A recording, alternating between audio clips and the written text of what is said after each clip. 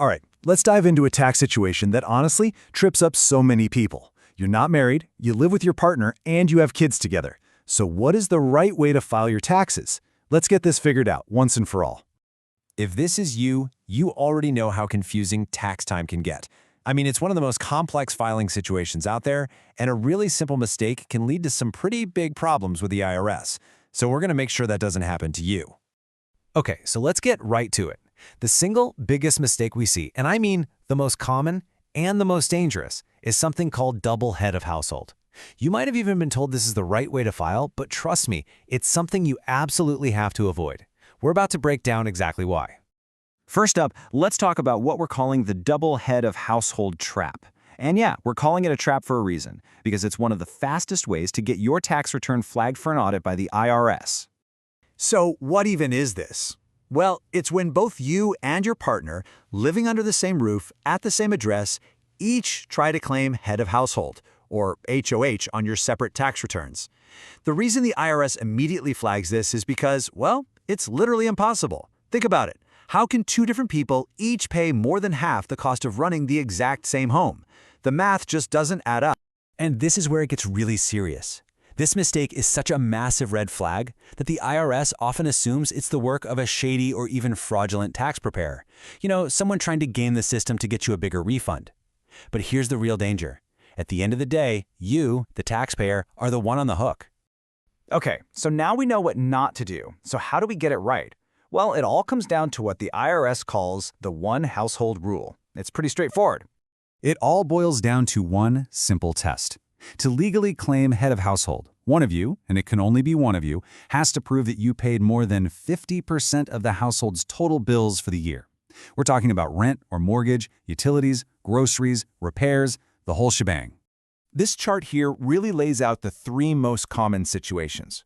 So in that first row, if parent A pays over 50% of the costs, they file as head of household and claim the child.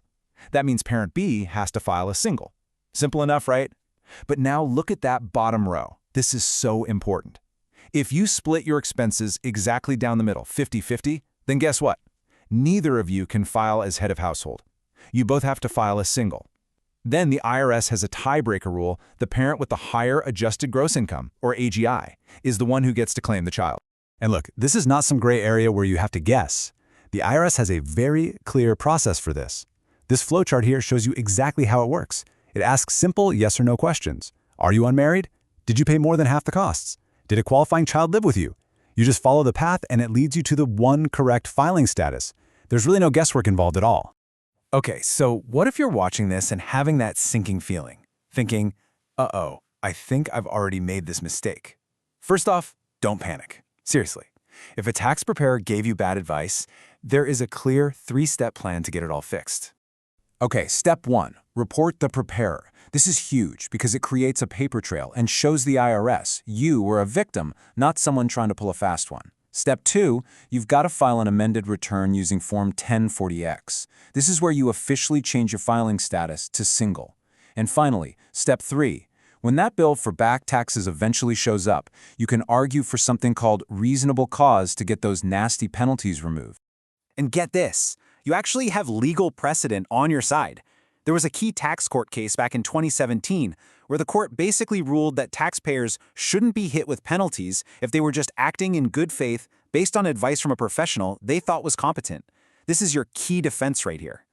All right, finally, let's talk about how to protect yourself from now on. This is your plan, your blueprint to stay audit-proof and make sure this never, ever becomes a problem for you again. So here's the deal. A good, trustworthy preparer should be asking you some tough questions. They should be asking for proof of who lived in the home, proof of who actually paid the bills, and they will always ask that critical question, does the child's other parent live with you? And if you ever hear a tax preparer say, don't worry about the details, that is a massive red flag. That is your cue to walk out the door and find someone else. And here's how you build your own protection. Every single year, create an audit-proof folder with these documents: your lease agreement, school or medical records, bank statements showing you paid the rent and utilities. This is your evidence. Seriously, think of this folder as your own personal insurance policy. If the IRS ever comes knocking, you'll have all your proof organized and ready to go. So the main takeaway here is this: you're not in the dark anymore. You now have the rules, you've got a plan to fix any mistakes from the past, and you have a clear blueprint to protect yourself in the future. You literally have everything you need to take complete control of your tax situation.